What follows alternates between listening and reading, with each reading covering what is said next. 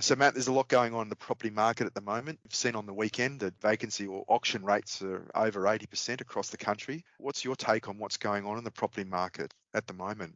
Can you share a bit of your knowledge with us?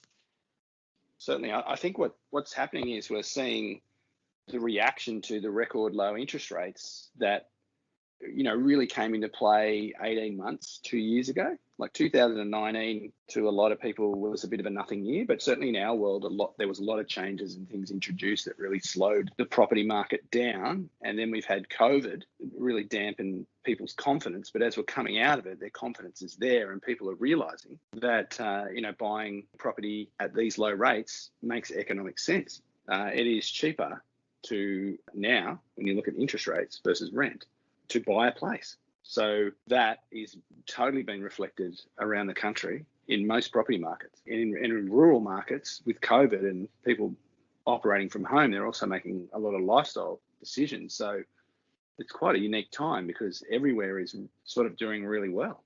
Yeah, and I expect that to continue for the next few years if there's no sort of shock, like COVID shock.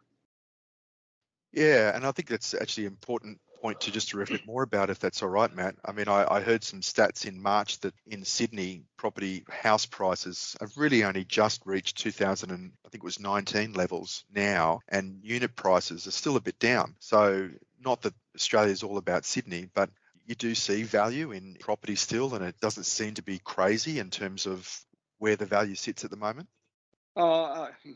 Sydney's an interesting market. Like, it sort of continues to define logic to me, but it's the biggest property market in Australia. It's really where a lot of the senior jobs are.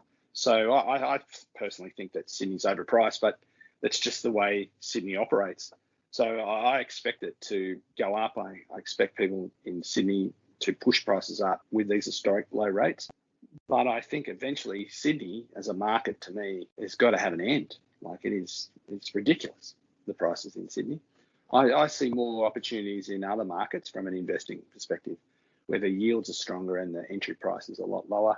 I think with COVID, a lot of people will realise that they don't have to necessarily be in the hub of a Sydney, or lesser extent Melbourne. So if I was investing, I'd look at outside of Sydney, but I think Sydney will not only surpass the levels of 2019, it'll probably go up another 20 or 30, maybe 40%.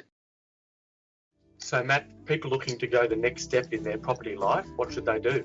But go to our website, Dave, Vision PF, that's P for property, F for finance, visionpf.com.au, and then you can make a 15-minute booking and we'll get in touch and we'll have a chat, see how we can help you out.